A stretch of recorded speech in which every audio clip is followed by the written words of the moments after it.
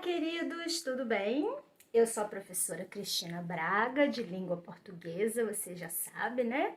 E nossos encontros aqui são para nós estudarmos um pouquinho de algum aspecto da língua. Nosso assunto hoje é literatura. E você já sabe que aqui as informações são básicas, são simples, são elementares, para darem início às suas pesquisas aí na sua casa. Não é isso mesmo? Então vamos lá, vamos começar? Qual será o assunto de hoje? Falaremos de pré-modernismo. E o nome, gente, já é curioso. Vamos pensar? Nós estudamos barroco, arcadismo, romantismo, realismo, naturalismo, parnasianismo, simbolismo. Nenhum desses estilos literários vinha com essa informação pré, né? Nós não estudamos nem pré-barroco, nem pré-arcadismo. Por que será que o momento agora vai ser denominado pré-modernismo? Já temos algumas diferenças aí, não é verdade? Pré-modernismo, situado cronologicamente entre os anos de 1902 e 1922, comecinho do século XX, não é mesmo? Nós estamos falando de um período, gente, bastante multifacetado, vamos dizer assim. Muito se lutou pela República. A República veio em 1889 e nem por isso os problemas foram resolvidos, as situações se equilibraram e as desigualdades diminuíram. Muito pelo contrário, né? Nós estamos falando de um período bem tumultuado, cheio de revoltas, com muitas disparidades sociais. E isso, gente, vai influenciar de forma direta na produção literária. Então, vamos dar uma olhadinha aqui nesse contexto?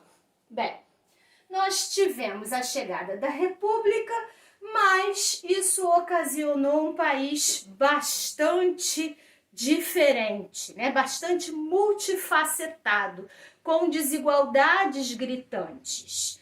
Tivemos pequenas zonas de prosperidade e riqueza, mas tivemos vastas extensões marcadas pela pobreza. É impressionante como que a história se repete, né, gente? E aí, os grandes centros urbanos, como Rio, São Paulo, né, sobremaneira, se destacaram. Foram aqueles grandes centros que foram europeizados, vamos dizer assim, né? Não ficava muito elegante que uma república tivesse centros urbanos na situação em que estavam. Houve uma reurbanização desses centros urbanos. Então, nós temos o Rio de Janeiro, capital, né? São Paulo, com a cultura cafeeira ainda em expansão. Temos até Manaus e Belém com a grande fase, a fase áurea da borracha. Então, aí nós mostramos a riqueza e a prosperidade. Mas nós temos imensas, diversas realidades díspares, né? Diferentes dessa prosperidade aparente. Nós temos aqui o Nordeste sofrendo com a seca, né? Essa história nós conhecemos bem. Temos Lampião no cangaço, temos Antônio Conselheiro na pregação messiânica. Temos uma quantidade de conflitos, de revoltas que eclodem nesse período. Então, de um lado, uma prosperidade e uma riqueza aparentes. E de outro lado, gente, muita dificuldade, muita desigualdade. E a literatura não vai ficar fora disso, né? Vai ser essa realidade, esse contexto que vai aparecer nas produções. Diferentemente de estilos anteriores, em que as classes altas eram privilegiadas, agora o que vai acontecer é que vai ganhar espaço, vai ganhar protagonismo aquele personagem que antes não era visto, que antes não era percebido, que antes não ocupava as páginas dos romances, dos contos, dos poemas, né? Aqueles que se encontram em situação de vulnerabilidade. Então, nós vamos encontrar destaque para funcionários públicos, caboclos, suburbanos, sertanejos, imigrantes, caipiras. De uma maneira muito interessante, esse grupo de artistas vai observar essa realidade diferenciada. E aí a gente já consegue ter uma ideia sobre a temática desse período. Só que ela é tão diversificada quanto o próprio período. Os escritores vão abordar temáticas tão diferenciadas quanto o país apresentava situações díspares. E é por isso que a gente não considera o pré-modernismo um estilo literário propriamente dito. O pré-modernismo é considerado um período de transição. Transição por quê? Porque nós estamos saindo da estética do século XIX e estamos anunciando o grande estilo literário que se aproxima, que é o modernismo. Então, por isso, gente, que o pré-modernismo é chamado de período de transição. Dessa maneira também, nós não podemos listar, elencar características que retratem o período como uma produção estética. O critério para o pré-modernismo é um critério muito mais cronológico. São produções que aconteceram predominantemente entre 1902 e 1922. E aí nós vamos encontrar o grande objetivo comum, apesar de todas as diferenças, o grande objetivo comum desses artistas. Acompanhe aqui comigo. Desejo de revelar o Brasil para os brasileiros. Desejo de revelar o Brasil para os brasileiros. Aí você pode pensar assim, Cristina, essa história de nacionalismo a gente já viu lá no romantismo. Nós já tivemos um período nacionalista na literatura brasileira. E você está muito certo. Só que agora não existe mais espaço para aquela idealização romântica, para aquelas lentes cor-de-rosa que eram usadas para observar o Brasil. Reparem bem que eu coloquei aqui, o verdadeiro Brasil. É para mostrar o verdadeiro Brasil. E é para mostrar para quem, gente? Para os brasileiros. Não é uma imagem para ser vendida externamente. É realmente retratar a situação verdadeira do Brasil.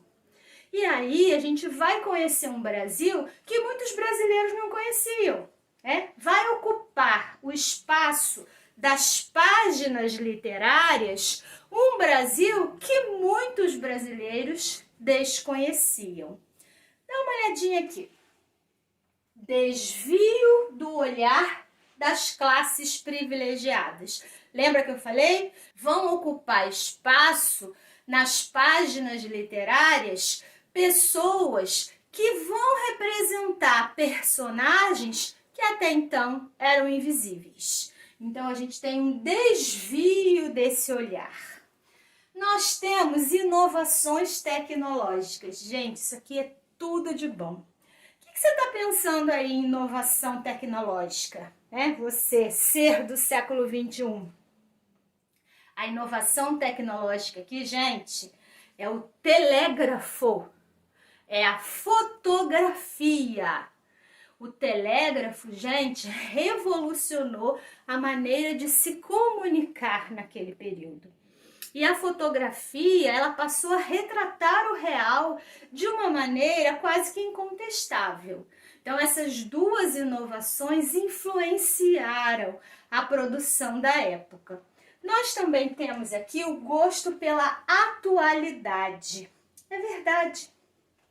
As pessoas já não estavam mais se deixando encantar por aquela idealização toda, né? Porque a vida real era bem diferente das páginas daqueles romances. Então, o que era atual, o que era fato, o que era notícia, o que saía nos jornais. Nós já temos jornais nessa época, né, gente? São os periódicos. Então, estar atualizado, estar ciente das coisas que estavam acontecendo à sua volta, tudo isso já era parte do cotidiano da população, principalmente, é claro, daquelas que habitavam os grandes centros, né? Preciso ressaltar.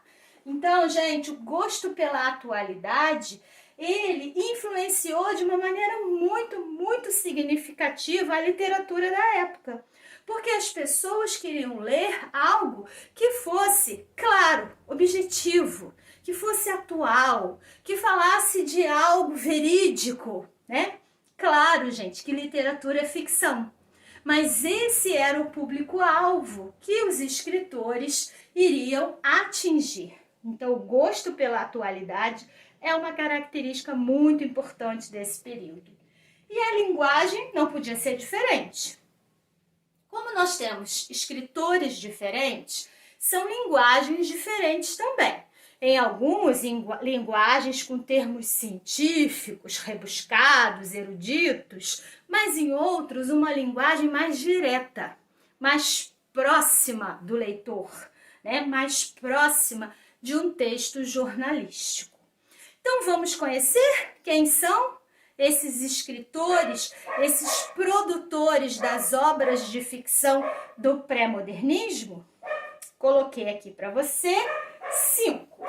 Euclides da Cunha, Lima Barreto, Monteiro Lobato, Graça Aranha e Augusto dos Anjos.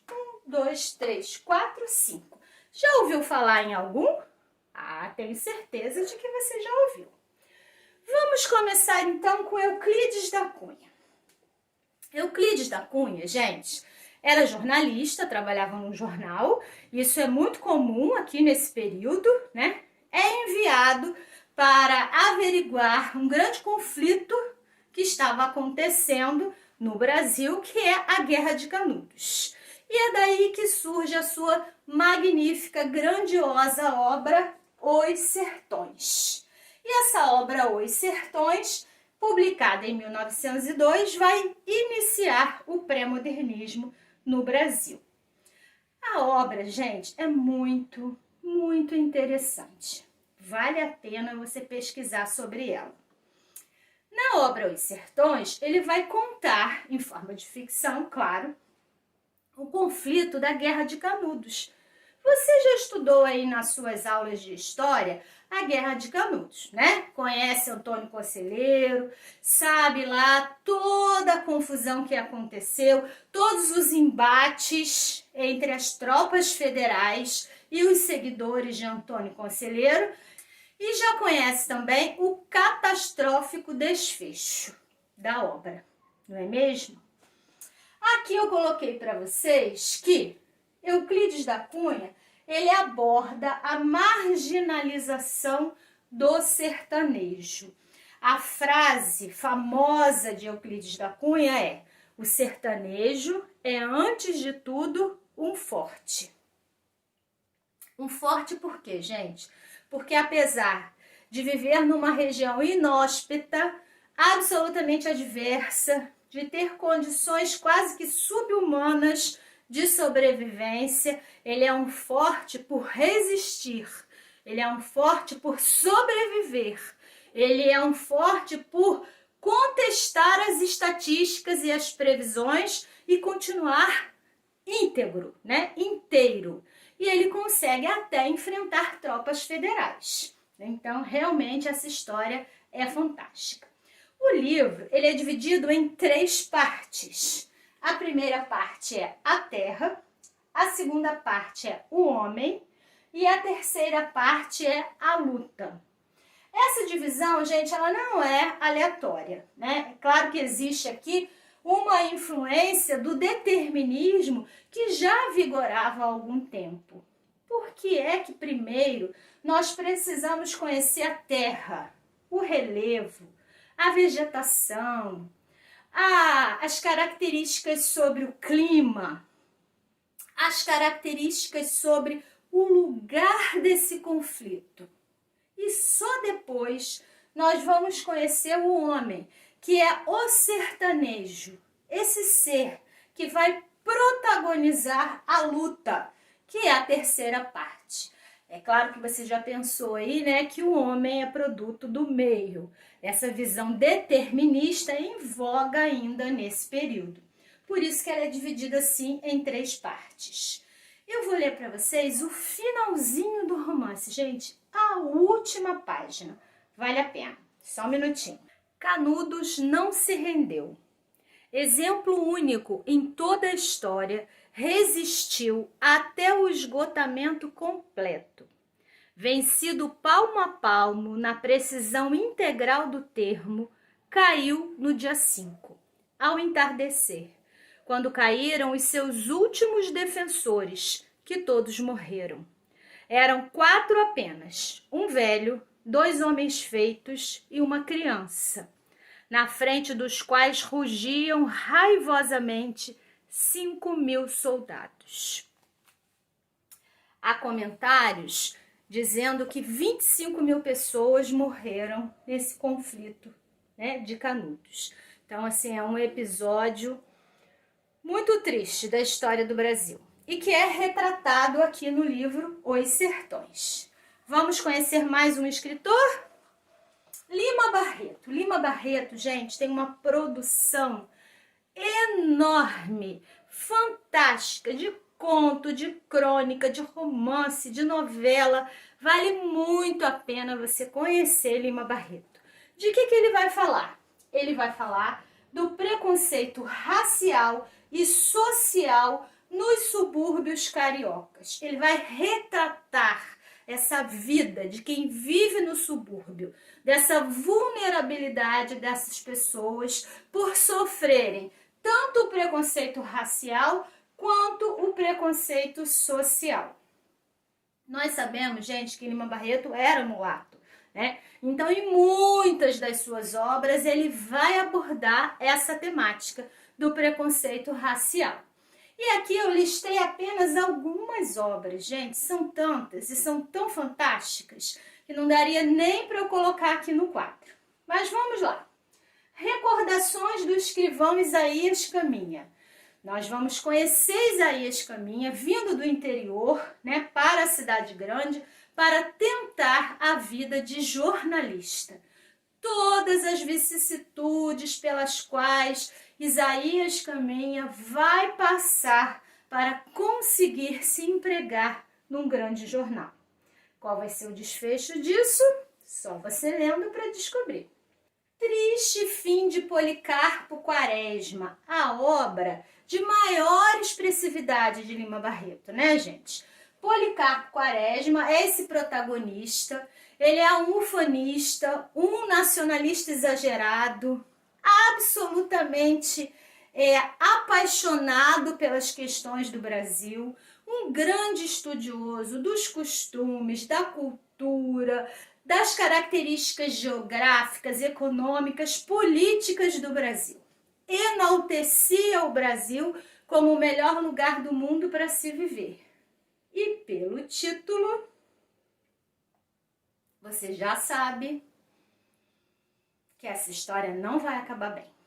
Esse Policarpo Quaresma, ele vai conseguir se decepcionar nas 3 reformas que ele tentou fazer. Tentou fazer uma reforma linguística, trocando a língua portuguesa pelo tupi-guarani, genuinamente nacional, Não deu certo. Tentou fazer uma reforma agrícola para mostrar que a terra no Brasil é muito fértil. Não deu certo. Tentou fazer uma reforma política e acabou sendo condenado ao fuzilamento no período logo seguinte à revolta da Armada. Conhecer Policarpo Quaresma, gente, é um convite, nossa, muito, muito interessante. Vida e morte de M.J. Gonzaga de Sá. Nós vamos conhecer quem é essa figura, M.J. Gonzaga de Sá. Sua vida e sua morte. Tem que ler para saber. Os Brusundangas. Os Brusundangas é um livro muito interessante. Vai falar sobre a economia, a educação, as forças armadas, as profissões, os poderes, a cultura de um país chamado República dos Estados Unidos da Brusundanga. Gente, Lima Barreto está criticando de uma forma muito inteligente, muito sagaz. Qual país, gente? Vocês conhecem aí o país chamado Brusundanga? Claro que não, né? Ele está falando do Brasil. Ele está falando do Brasil do início do século XX. É imperdível, vale a pena. Temos aqui Clara dos Anjos. Bem, Clara dos Anjos é um romance mal sucedido, né? Clara dos Anjos é aquela menina que mora no subúrbio, que não é favorecida com um grande poder econômico, mulata, vai se deixar encantar por um indivíduo chamado Cass Jones, que é aquele que é branco, que é rico, que é bem-sucedido. Resultado, esse romance, gente, não vai dar certo. E aí a gente vai ter uma denúncia mesmo, né, de Lima Barreto, referente ao preconceito racial e social. Vale a pena ler Clara dos Anjos. E eu recomendo para vocês um conto. Esses todos aqui são romances. Um conto chamado A Nova Califórnia. Gente, é uma história muito, muito, muito boa. Aqui a gente conhece Raimundo Flamel, aquele que descobriu como transformar ossos humanos em ouro. E você já percebeu aí que essas temáticas, gente, já apareceram em novelas, em telenovelas, é verdade. Essas obras já foram adaptadas para a televisão. Então não perca A Nova Califórnia. Fica aí o meu convite. Vamos passar agora para Monteiro Lobato. Impossível você não ter ouvido falar em Monteiro Lobato, certo? Nem que seja pela sua obra infanto-juvenil. Mas vamos lá. De que Monteiro Lobato vai falar? Da decadência social e do atraso cultural do interior paulista. E aí, duas obras muito significativas. Urupês, em que ele apresenta o Jeca Tatu, né? E é muito, muito polêmico. E esse protagonista, né? Esse caboclo, muitas vezes indolente e preguiçoso. Ele vai apresentar em Urupês, que é um livro de contos. E em Cidades Mortas, que também é um livro de contos, ele vai abordar bastante a temática do declínio das cidades do Vale do Paraíba, por causa da grande crise de café que aconteceu em São Paulo nessa época. Além disso, nós temos a vastíssima obra do Sítio do Pica-Pau Amarelo, né? Quantos livros? Emília, Pedrinho, de Anastácia, Dona Benta, o Saci, a Cuca. Nossa, gente, são muitos personagens, todos eles criados por Monteiro Lobato. Ainda temos Graça Aranha. Graça Aranha, gente, vai ter uma importância muito significativa na Semana de Arte Moderna.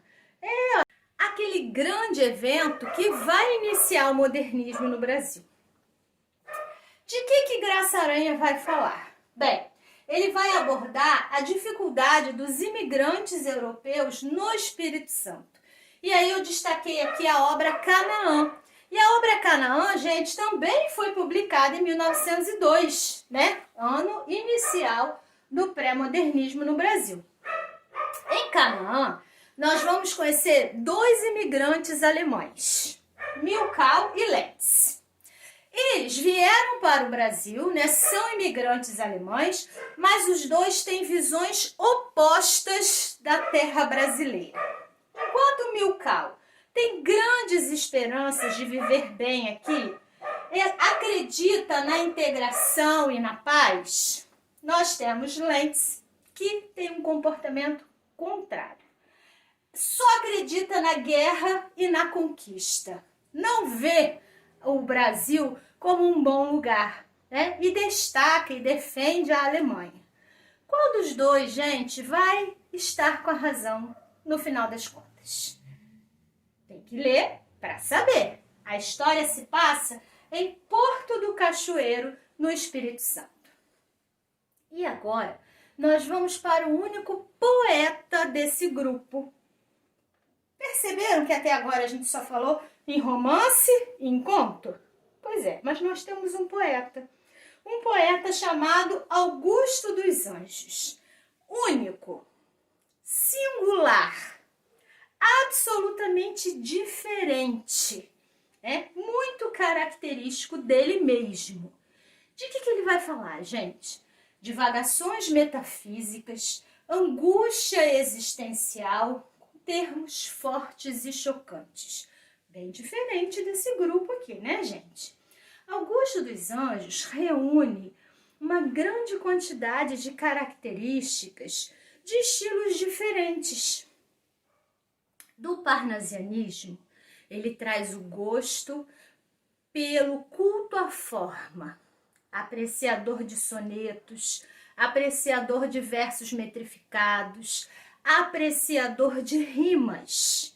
Do naturalismo, ele traz aquelas características com termos bem chocantes, com a aproximação do ser humano à sua condição animalesca.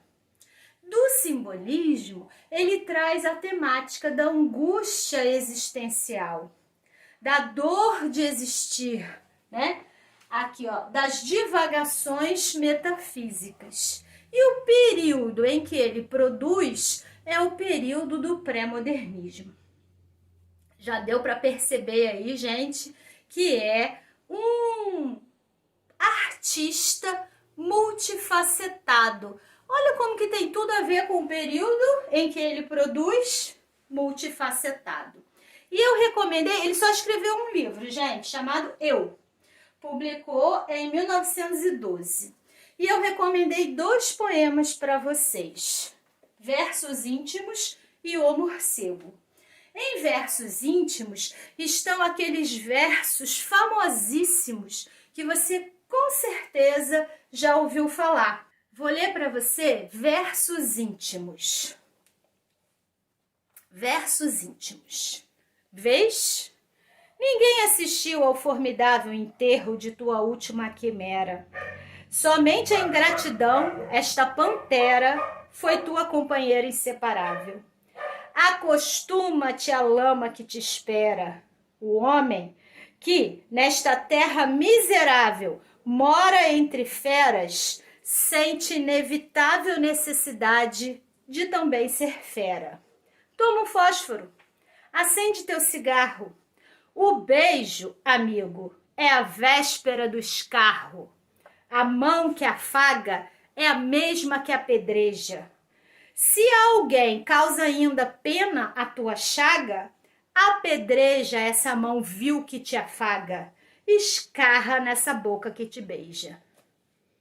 Augusto dos Anjos, gente, eu não disse que ele era único, singular, ímpar? Pois é. E assim, nós conhecemos um pouquinho dos 5 escritores pré-modernistas brasileiros. Você vai começar agora as suas leituras por quem? Vai ser Lima Barreto, vai conhecer a Nova Califórnia. Ou vai querer saber do conflito da Guerra de Canudos. Ou vai querer conhecer Jeca Tatu na obra Urupês. Ou vai querer saber se foi Milkau ou se foi Lentz que tinha razão, no final das contas, sobre o Brasil ser ou não a terra prometida. Ou vai correndo conhecer o poema O Morcego, depois que você ouviu versos íntimos. Não sei, gente, mas o convite está feito. Eu espero que você tenha gostado do pré-modernismo, esteja animado para iniciar aí os seus exercícios e as suas pesquisas. Se você gostou, pode se inscrever no canal, pode curtir o vídeo, não é verdade? E pode até ativar o sininho, que você vai saber quando um outro vídeo for publicado. Combinado? Um beijo e até o próximo vídeo!